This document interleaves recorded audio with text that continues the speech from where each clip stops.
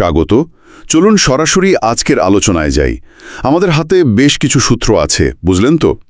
সাম্প্রতিক রাজনীতি, অর্থনীতি, আন্তর্জাতিক সম্পর্ক। খেলার খবরও তো আছে মনে হয়। হ্যাঁ, খেলাধুলা, এমনকি কিছু বেশ অবাক করা খবরও আছে। উদ্দেশ্যটা হলো এত খবরের মধ্যে থেকে সবচেয়ে জরুরি আর ইন্টারেস্টিং বিষয়গুলো তুলে আনা, যাতে একটা স্পষ্ট ধারণা পাওয়া যায় সহজে।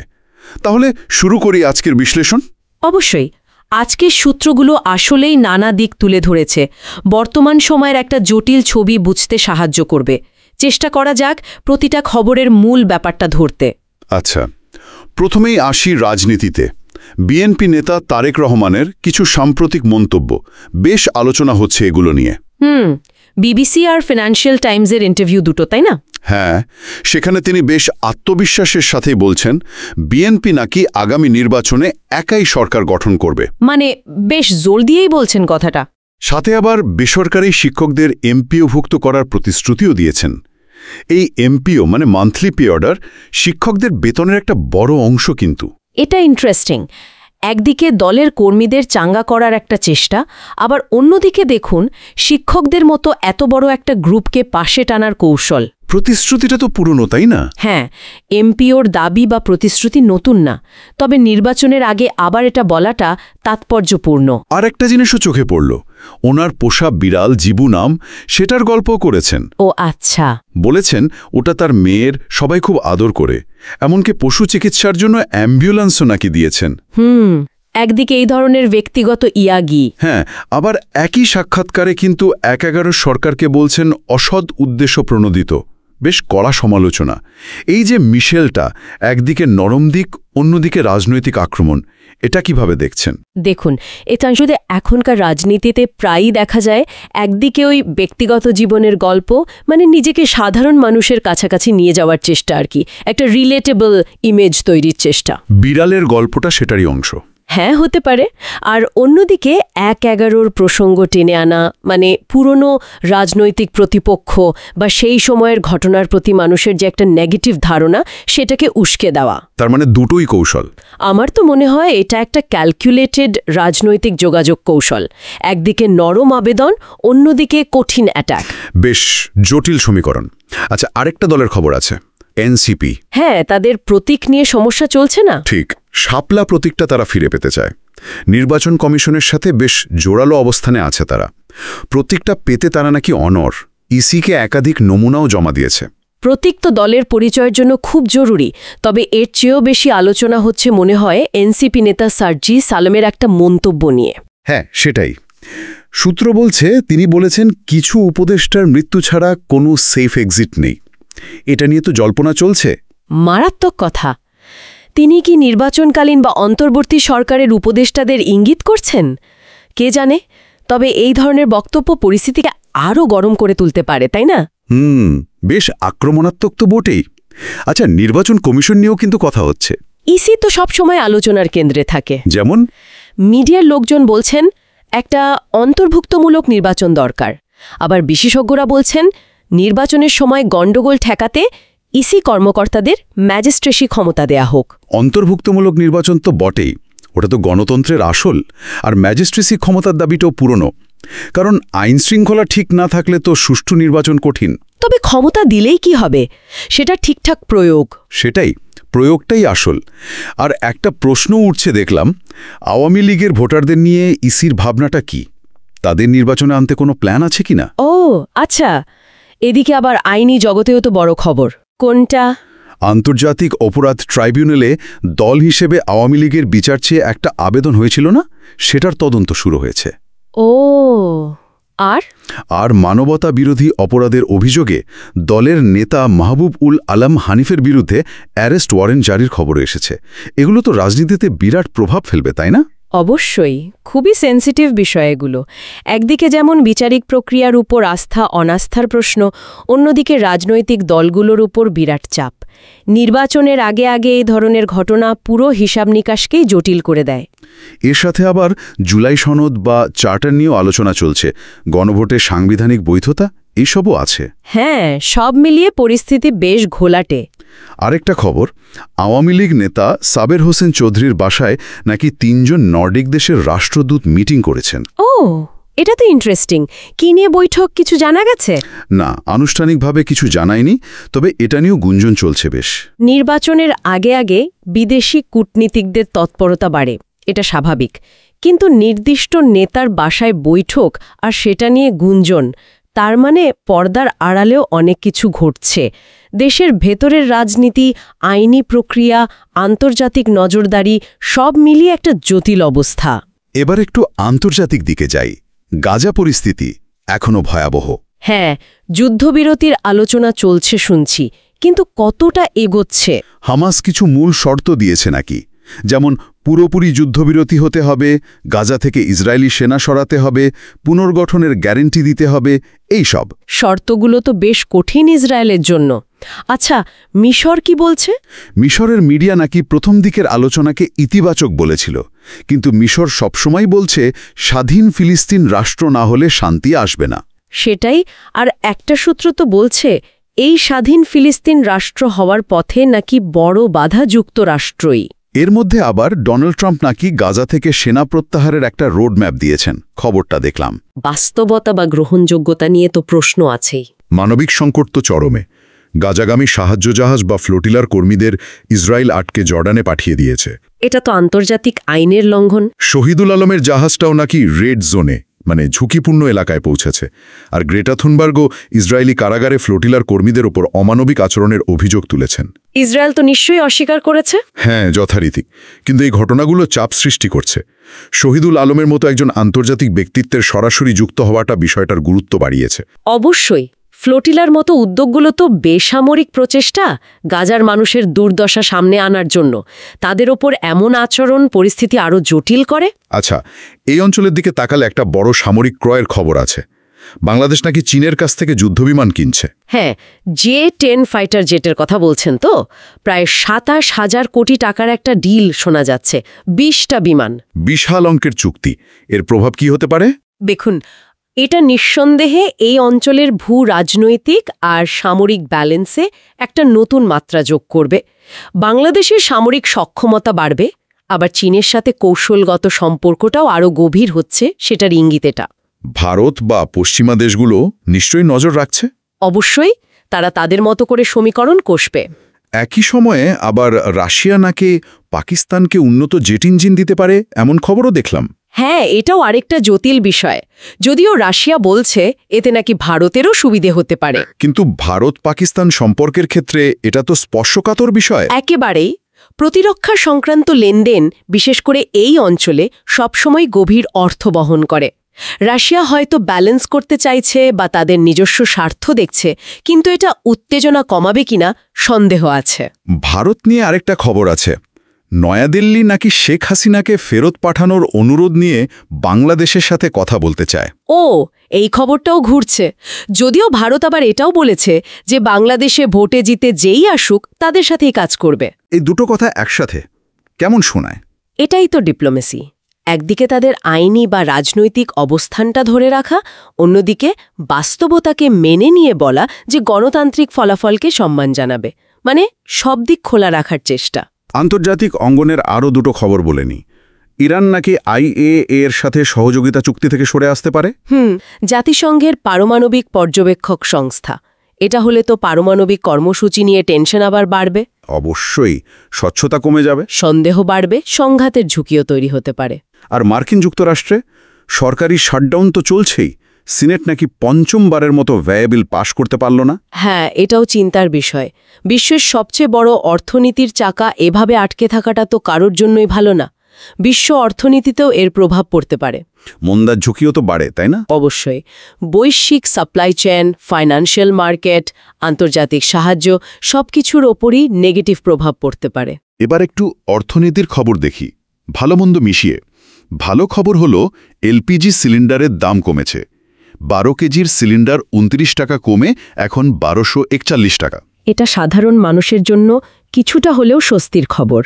যদিও এই কমাটা কতটা স্থায়ী হবে বা বাজারের অন্য জিনিসের দামের ওপর এর প্রভাব কতটা পড়বে সেটা দেখতে হবে। কিন্তু অন্যদিকে সোনার দাম হু হু করে বাড়ছে। ভরি নাকি 2 লাখ টাকা ছাড়িয়ে গেছে, নতুন রেকর্ড। হ্যাঁ, এটা কিন্তু বেশ চিন্তার বিষয়। সোনার দাম বাড়া মানে সাধারণত অর্থনৈতিক অনিশ্চয়তার ইঙ্গিত। মানুষ যখন অন্য বিনিয়োগে ভরসা পায় না, তখন সোনাই ঝুঁকে। এর কারণ কি হতে পারে? আন্তর্জাতিক বাজার, ডলার, নাকি দেশের ভেতরের চাপ? সবই হতে পারে।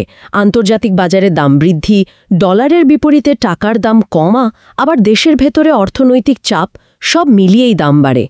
এটা অর্থনীতির জন্য খুব একটা স্বস্তির না। অথচ দেখুন, অর্থ উপদেষ্টা বলছেন অর্থনৈতিক দিক দিয়ে স্বস্তিতে আছি। হ্যাঁ, যদিও তিনি আবার দারিদ্র্য বিমোচন নিয়ে চ্যালেঞ্জের কথাও স্বীকার করেছেন। এই দুটো কথা একসাথে কিভাবে মেলে? আসলে স্বস্তিতে আছে এটা হয়তো কিছু ম্যাক্রো ইকোনমিক ইন্ডিকেটরস, যেমন রিজার্ভ বা জিডিপি গ্রোথ হয়তো একেবারে ভেঙে পড়েনি, সেই নিরিখে বলা। কিন্তু সাধারণ মানুষের জীবনযাত্রা, জিনিসপত্রের দাম, দারিদ্র্য, এই জায়গাগুলোতে যে চ্যালেঞ্জ আছে সেটা তো উনি মেনেই নিচ্ছেন। তাই পুরোপুরি কন্ট্রাডিক্টরি হয়তো না। অর্থনীতির দুটো ভিন্ন দিকের ছবি এটা। আরেকটা খবর নিয়ে বেশ বিতর্ক হতে পারে। আইএমএফ নাকি প্রবাসীদের পাঠানো রেমিটেন্সের উপর কর বসানোর প্রস্তাব দিয়েছে, একটা পত্রিকায় দেখলাম। ওহ, এটা তো বিরাট আলোচনার জন্ম দেবে। রেমিটেন্স তো আমাদের অর্থনীতির লাইফলাইন। এর উপর কর বসালে বৈধ পথে টাকা আসা কমবে কিনা, প্রবাসীরা কি ভাববেন, অনেক প্রশ্ন উঠবে। আইএমএফ হয়তো রাজস্ব বাড়ানোর কথা ভাবছে। হ্যাঁ, কিন্তু এর সামাজিক আর অর্থনৈতিক প্রভাব তো অনেক গভীর হতে পারে। আচ্ছা, ব্যাংক মার্জার নিয়ে একটা তথ্য পেলাম। যাদের 2 লাখ টাকার কম ডিপোজিট, তারা নাকি আগে টাকা ফেরত পাবেন। এটা ভালো খবর। অন্তত ছোট আমানতকারীদের জন্য কিছুটা হলেও সুরক্ষার ব্যবস্থা। ব্যাংক মার্জার বা সমস্যা হলে তাদের মধ্যে আস্থা ফেরানোটাও জরুরি। আরেকটা ভালো খবর, উপসাগরীয় 6টা দেশ সৌদি আরব, ইউএই, কাতার, কুয়েত, ওমান, বাহরাইন ভ্রমণের জন্য নাকি সিঙ্গেল ভিসা চালু হচ্ছে। বাহ, এটা তো দারুণ ব্যাপার। অনেকটা ইউরোপের শেনজেন ভিসার মতো। পর্যটন, ব্যবসা, সাধারণ মানুষের যাতায়াত সবকিছু অনেক সহজ হয়ে যাবে। ওই অঞ্চলের অর্থনৈতিক ইন্টিগ্রেশনও বাড়বে। এবার কিছু সামাজিক আর স্বাস্থ্য বিষয়ে কথা বলি। 7 অক্টোবর ছিল আবরার ফাহাদের শাহাদাত বার্ষিকী। হ্যাঁ, তাকে স্মরণ করে নানা কর্মসূচি হয়েছে। তাকে সার্বভৌমত্বের প্রতীক, আধিপত্যবাদ বিরোধী চেতনার বাতিঘর, এইসব বলা হচ্ছে। বুয়েটে তার স্মৃতিতে একটা স্তম্ভ হয়েছে, আগ্রাসন বিরোধী স্তম্ভ, যদিও সেটার খরচ নিয়ে কেউ কেউ প্রশ্ন তুলেছেন। আবরারের মৃত্যুটা সত্যি একটা গভীর ক্ষত। তাকে ঘিরে যে আবেগ, যে প্রতিবাদী চেতনা, সেটা তরুণ প্রজন্মের মধ্যে জাতীয়তাবাদ আর আধিপত্যবাদ বিরোধী ভাবনাকে জোরদার করেছে। তাকে গণ অভ্যুত্থানের সিঁড়ি বলাটাও এই চেতনারই প্রকাশ। তবে স্মৃতিস্তম্ভের খরচ নিয়ে প্রশ্ন ওঠা, সেটাও স্বাভাবিক। স্বচ্ছতা আর জবাবদিহিতার দাবি তো থাকতেই পারে। মূল বিষয় হল এই ঘটনা আর এর প্রতীকী তাৎপর্য সমাজে কতটা প্রভাব ফেলছে। স্বাস্থ্য খাতে আসি। ডেঙ্গুর অবস্থা তো ভালো না, প্রতিদিন মৃত্যু, হাসপাতালে ভর্তি। হ্যাঁ, ডেঙ্গু এখনও নিয়ন্ত্রণে আসেনি। এটা জনস্বাস্থ্যের জন্য বড় হুমকি। মশা নিয়ন্ত্রণ, জনসচেতনতা দুটোতেই মনে হয় ঘাটতি আছে। এর মধ্যে আবার রংপুরে অ্যানথ্রাক্সের খবর। গবাদি পশু মারা যাচ্ছে, মানুষও আক্রান্ত হচ্ছে। এটা তো আরও ভয়ঙ্কর খবর। জুনোটিক ডিজিজ, মানে পশু থেকে মানুষে ছড়ায়। মাত্র 8 ভাগ পশুকে টিকা দেওয়া গেছে বলছেন। এটা তো খুবই কম। ঠিক। আবার খোদ স্বাস্থ্য সচিবই বলছেন শহরাঞ্চলে প্রাথমিক স্বাস্থ্যসেবা নাকি দুর্বল। একদম। প্রাইমারি হেলথ কেয়ার তো পুরো সিস্টেমের ফাউন্ডেশন। সেটাই যদি নড়বড়ে হয়, তাহলে মানুষ সহজেই বড় রোগে পড়বে, স্বাস্থ্য খাতে খরচও বাড়বে। বিশেষ করে শহরে গরিব মানুষের জন্য এই সেবাটা খুব দরকার। অ্যানথ্রাক্সের মতো রোগ নিয়ন্ত্রণে পশু সম্পদ আর জনস্বাস্থ্য বিভাগের একসাথে কাজ করা জরুরি। শিক্ষা খাতেও কিছু খবর আছে। এমপিওভুক্ত শিক্ষকদের বাড়ি ভাড়া, মানে হাউস রেন্ট, পার্সেন্টেজ হারে বাড়ানোর একটা প্রস্তাব নাকি অর্থ মন্ত্রণালয়ে গেছে। এটা তো শিক্ষকদের দীর্ঘদিনের দাবি। যদি সত্যি হয়, তাহলে তাদের জীবনযাত্রার মান কিছুটা হলেও ভালো হবে। শিক্ষকদের ভালো রাখাটাও তো শিক্ষা খাতে জরুরি বিনিয়োগ। আরেকটা গুঞ্জন শুনছি, মাউসি ডিজি নাকি পদত্যাগ করছেন বা তাকে অব্যাহতি দেওয়া হচ্ছে। ও আচ্ছা, মাধ্যমিক ও উচ্চশিক্ষা অধিদপ্তরের শীর্ষ পদে পরিবর্তন, প্রশাসনিক ব্যাপার। আর মেডিকেল ভর্তি পরীক্ষার তারিখ ঠিক হয়েছে 12 ডিসেম্বর।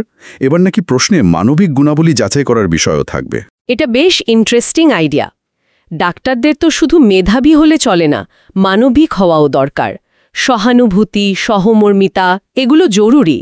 কিন্তু কিভাবে যাচাই করবে? সেটাই দেখার বিষয়। আইডিয়াটা ভালো, কিন্তু বাস্তবায়নটা চ্যালেঞ্জিং হতে পারে। ঠিকঠাক করতে পারলে হয়তো ভবিষ্যতে আমরা আরও মানবিক ডাক্তার পাব। এবার একটু খেলার মাঠে যাই। ক্রিকেটে অনেক খবর। হ্যাঁ, বিসিবিতে পরিবর্তন এসেছে মনে হলো। হ্যাঁ, পরিচালক পদে ইশফাক হাসান বাদ পড়েছেন, রুবাবা দৌলা ঠুকেছেন। বোর্ডের হদবদল তো হয়ই। রুবাবা দৌলার অন্তর্ভুক্তি হয়তো কর্পোরেট বা নারী প্রতিনিধিত্ব বাড়ানোর দিকে ইঙ্গিত। কিন্তু এর চেয়ে বড় খবর হলো আমিনুল হক বুলবুল বিসিবি সভাপতি হয়েছেন। হ্যাঁ, এটা তো বেশ বড় খবর। কিন্তু নির্বাচন নিয়ে তিনি গুরুতর অভিযোগ তুলেছেন। ক্রীড়া উপদেষ্টার বিরুদ্ধে নাকি হস্তক্ষেপ আর কাউন্সিলরদের হুমকি দেওয়ার অভিযোগ। বলেন কি, এটা তো খুবই সিরিয়াস অভিযোগ। যদি সত্যি হয় তাহলে তো ক্রিকেট প্রশাসনের স্বচ্ছতা, গণতান্ত্রিক প্রক্রিয়া সব নিয়েই প্রশ্ন ওঠে। আমিনুল হক নিজে কিংবদন্তি ক্রিকেটার, তার কথা হালকাভাবে নেওয়া যায় না। তদন্ত হওয়া দরকার আসলে। অবশ্যই নিরপেক্ষ তদন্ত হওয়া উচিত। তবে মাঠের খবরে কিন্তু বেশ আনন্দ আছে। ছেলেরা আফগানিস্তানকে হোয়াইট ওয়াশ করেছে ওয়ানডে সিরিজে। হ্যাঁ, দারুণ পারফরমেন্স। বিশ্বকাপের আগে আত্মবিশ্বাস বাড়বে। আর মেয়েরা তো ভারতের বিপক্ষে ইতিহাস গড়ার পথে দারুণ খেলছে। অসাধারণ। ভারতের মতো শক্তিশালী দলের সাথে এভাবে টক্কর দেয়া, এটা বাংলাদেশের নারী ক্রিকেটের জন্য বিরাট ব্যাপার। মারুফা আক্তারের বোলিং তো খুবই প্রশংসিত হচ্ছে। হ্যাঁ, তরুণ পেসার মারুফা দারুণ বল করছে। ওর উত্থানটা সত্যি আশার আলো দেখাচ্ছে। আন্তর্জাতিক ক্রিকেটে অস্ট্রেলিয়া দল ঘোষণা করেছে ভারতের বিপক্ষে ওয়ানডে সিরিজের জন্য মিচেল স্টার্ক ফিরেছেন। স্টার্ক ফেরা মানে তাদের বোলিং অ্যাটাক আরও শক্তিশালী হলো। কিন্তু মার্নাস লাবুশেন বাদ, এটাও বেশ আলোচনার বিষয়। অস্ট্রেলিয়ার মতো দলে জায়গা ধরে রাখা কঠিন। হয়তো ফর্ম বা টিম কম্বিনেশনের কারণে বাদ পড়েছেন। বিশ্বকাপের আগে সব দলই সেরা কম্বিনেশনটা খুঁজছে। সবশেষে কিছু অন্যরকম খবর। একটা খবর শুনে তো আমি নিজেই থোচো। কি খবর? এক লোক নাকি ডিসির কাছে অভিযোগ করেছেন তার স্ত্রী রাতে সাপের রূপ ধরে তাকে কামড়াতে আসে। ডিসি সাহেব আবার তদন্তের নির্দেশও দিয়েছেন। হে হে, বলেন কি? সত্যি বিচিত্র। মাঝে মাঝে এমন খবর আসে যা বিশ্বাস করা কঠিন। এর পেছনে অন্য কোনো কারণও থাকতে পারে, হয়তো মানসিক বা সামাজিক। দেখা যাক তদন্তে কি বেরোয়। জ্ঞানের জগতেও খবর আছে। নোবেল পুরস্কার দেওয়া হচ্ছে। পদার্থবিদ্যায় ৩ জন পেয়েছেন কোয়ান্টাম ডট আবিষ্কারের জন্য। হ্যাঁ, আর চিকিৎসা বিজ্ঞানে যারা পেয়েছেন তাদের এমআরএনএ টিকা প্রযুক্তি তো কোভিডকালে জীবন বাঁচিয়েছে। নোবেল তো সবসময় বিজ্ঞান আর মানবতার জন্য বড় স্বীকৃতি। অবশ্যই এই আবিষ্কারগুলো আমাদের জীবন, ভবিষ্যৎকে দারুণভাবে প্রভাবিত করছে। একটা মজার ঘটনাও শুনলাম। চিকিৎসায় নোবেলজয়ী ক্যাটালিন ক্যারিকো নাকি ফোন পেয়ে প্রথমে ভেবেছিলেন বাসায় ভালুক ঢুকেছে, পরে জেনেছেন নোবেল পাওয়ার খবর। হ্যাঁ, গল্পটা আমিও শুনেছি। বেশ মজার। এত বড় খবরটা এভাবে পাওয়াটাও নিশ্চয়ই ওনার জন্য একটা অদ্ভুত মুহূর্ত ছিল। ভারতে একটা খারাপ ঘটনা ঘটেছে। সুপ্রিম কোর্টের প্রধান বিচারপতির দিকে জুতো ছোড়ার চেষ্টা হয়েছে। প্রধানমন্ত্রী মোদি নিন্দা জানিয়েছেন। খুবই নিন্দনীয় কাজ। বিচার বিভাগের প্রধানের প্রতি এমন আচরণ মানে বিচার ব্যবস্থার প্রতি অশ্রদ্ধা। আর সৌদি আরব ওমরা সহজ করলেও কিছু নতুন নিয়মও এনেছে। যেমন নারীদের জন্য মাহরাম বা পুরুষ সঙ্গী থাকার নিয়মটা নাকি শিথিল করা হয়েছে। এটা তাদের সামাজিক সংস্কার প্রক্রিয়ারই একটা অংশ মনে হচ্ছে। বিনোদন জগতেও খবর আছে। তেলেগু স্টার বিজয় দেবরাকোন্ডা গাড়ি অ্যাক্সিডেন্টে আহত হয়েছেন। ওহ, আশা করি গুরুতর কিছু নয়। আর প্রতারণার মামলায় শিল্পা শেট্টিকে পুলিশ জেরা করেছে। রণবীর সিং আর দীপিকা পাড়ুকোনের নতুন লুক নিয়েও আলোচনা চলছে মেয়ের জন্মের পর। হ্যাঁ, সেলিব্রিটিদের জীবন তো সবসময়ই আলোচনায় থাকে। তাদের ব্যক্তিগত পছন্দ, আইনি ঝামেলা সবই খবর। আর একটা গুরুত্বপূর্ণ খবর কিন্তু আছে। লাদাখের সেই বিখ্যাত পরিবেশকর্মী সোনম ওয়াংচুক, 3 ইডিয়টস খ্যাত ফুংসুক ওয়াংরুজার অনুপ্রেরণা। হ্যাঁ, তাকে নাকি গ্রেফতার করা হয়েছে। তার মুক্তির জন্য সুপ্রিম কোর্টে আবেদনও হয়েছে। এটা তো খুবই উদ্বেগের খবর। সোনম ওয়াংচুক তো শুধু পরিবেশকর্মী নন, একজন ইনোভেটর, শিক্ষা সংস্কারক। তার মতো মানুষের কণ্ঠ রোধ করার চেষ্টা তো ভালো লক্ষণ নয়। বাহ, সত্যি কত বিষয় নিয়ে কথা হলো। রাজনীতি, অর্থনীতি, আন্তর্জাতিক সম্পর্ক, সমাজ, খেলা, বিজ্ঞান, বিনোদন। মনে হচ্ছে যেন পুরো বিশ্বের একটা ছবি উঠে এলো। ঠিক তাই। আর আজকের আলোচনা থেকে একটা জিনিস কিন্তু খুব পরিষ্কার, সব কিছুই একটার সাথে আরেকটা কিভাবে যেন জড়িয়ে আছে, তাই না? যেমন ধরুন ওই যে যুদ্ধবিমান কেনার খবরটা, সেটার সাথে দেশের অর্থনৈতিক অবস্থা বা আন্তর্জাতিক জিনিস শর্তের একটা সম্পর্ক থাকতে পারে। আবার নির্বাচনের আগে রাজনৈতিক দলগুলোর প্রতিশ্রুতির সাথে সামাজিক চাহিদা আর অর্থনৈতিক বাস্তবতার যোগসূত্র আছে। এই কানেকশনগুলো ধরতে পারাটাই আসল। একদম ঠিক। আজকের মতো তাহলে এখানেই শেষ করি। আশা করি এই আলোচনাটা আমাদের শ্রোতাদের বিভিন্ন ঘটনার ভেতরের যোগসূত্রগুলো বুঝতে কিছুটা হলেও সাহায্য করেছে, চিন্তার খোরাক জুগিয়েছে। ধন্যবাদ। আমরা তো চেষ্টা করলাম সূত্রগুলোর গভীরে গিয়ে মূল বিষয়গুলো তুলে ধরতে। আচ্ছা, এত সব খবরের ভিড়ে একটা প্রশ্ন কি মনে আসে না? একদিকে দেখুন বিজ্ঞানের এত উন্নতি, নোবেলের মতো স্বীকৃতি আসছে, আর অন্যদিকে পৃথিবীর নানা জায়গায় সেই সংঘাত, হানাহানি, অস্থিরশীলতা, এমনকি কুসংস্কার পর্যন্ত টিকে আছে। এই যে বৈপরীত্য, এটা কেন? এটা নিয়ে হয়তো আমরা আরেকদিন কথা বলতে পারি।